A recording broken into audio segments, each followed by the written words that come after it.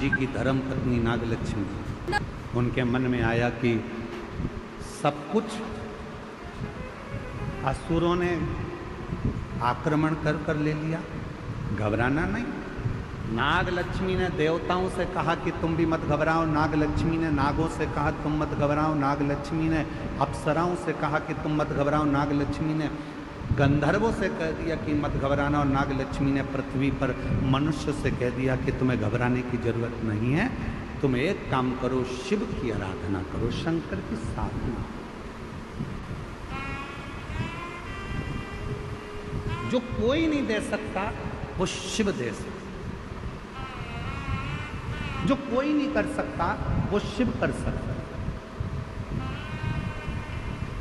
तुम्हारी जिंदगी का कितना भी कोई अड़चन वाला काम है, कितना भी अड़चन डला हुआ काम है, कितनी भी अड़चन आ रही हो उसमें, कितनी भी अड़चन, कितना भी अड़चन का काम क्यों ना हो, 5 दिन है तुम्हारे पास में, धनतेरस, रूप चौदस, दीपावली, पड़वा और दूज। क्यों हमारे सनातन धर्म में, क्यों हमारे हिंदू धर्म में दीपावली की इतनी महत्वता होती है, क्यों होती है?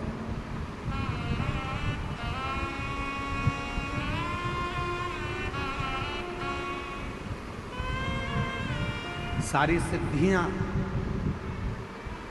इन 5 दिन में व्यक्ति अगर कर लेता है तो उसके जीवन में बहुत कुछ फल प्राप्त हो जाता है।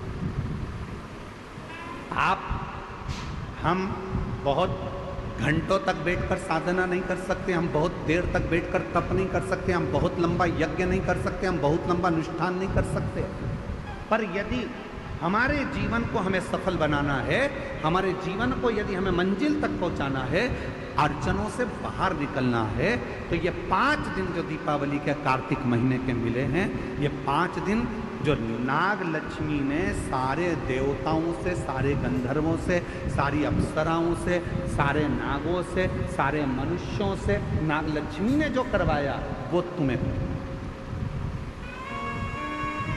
क्या करा था। नाग लक्ष्मी ने देख लिया था कि सारी सत्ता चली गई, वैभव चले गया, धन चले गया, जब बहुत अड़चन आकर खड़ी हो गई, असुरों ने आक्रमण कर सब कुछ ले लिया, कहीं राह नहीं मिल रही थी, तो नागलक्ष्मी ने कहा कि तप करने में बहुत समय हो जाएगा, साधना करने में बहुत समय हो जाएगा, यज्ञ करने में बहुत समय हो जाएगा, तो एक काम करो, शिव को अति प्रिय है बेलपत्र, एक बेलपत्र ले जाओ, शिव जी के शिवालय पर चढ़ाना प्रारंभ करो।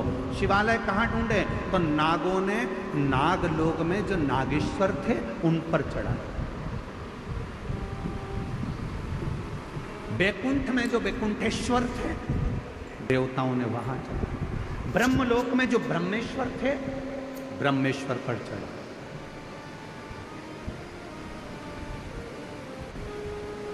गंधर्व लोक में जो थे गंधर्वों के लिए वहां चढ़ा।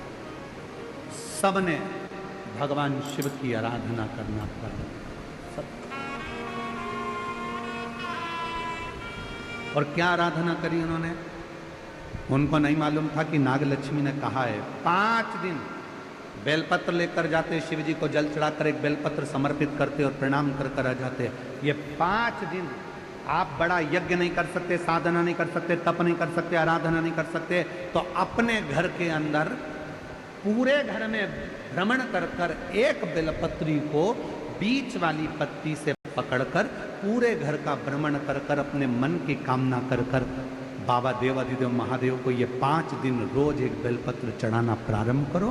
5वां दिन हो दूज का, उस दिन एक बेलपत्र जब चढ़ाओ तो उसी बेलपत्र को वापस लेकर आ जाओ और अपने घर में किसी भी जगह पर उसको साल भर रख कर देखिए, जिंदगी की सारी अड़चनें समाप्त होगी, कार्य में सफल। ये नागलक्ष्मी के पूजन का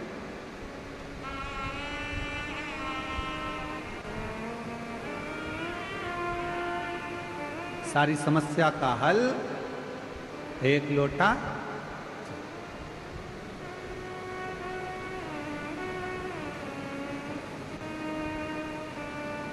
महाराज।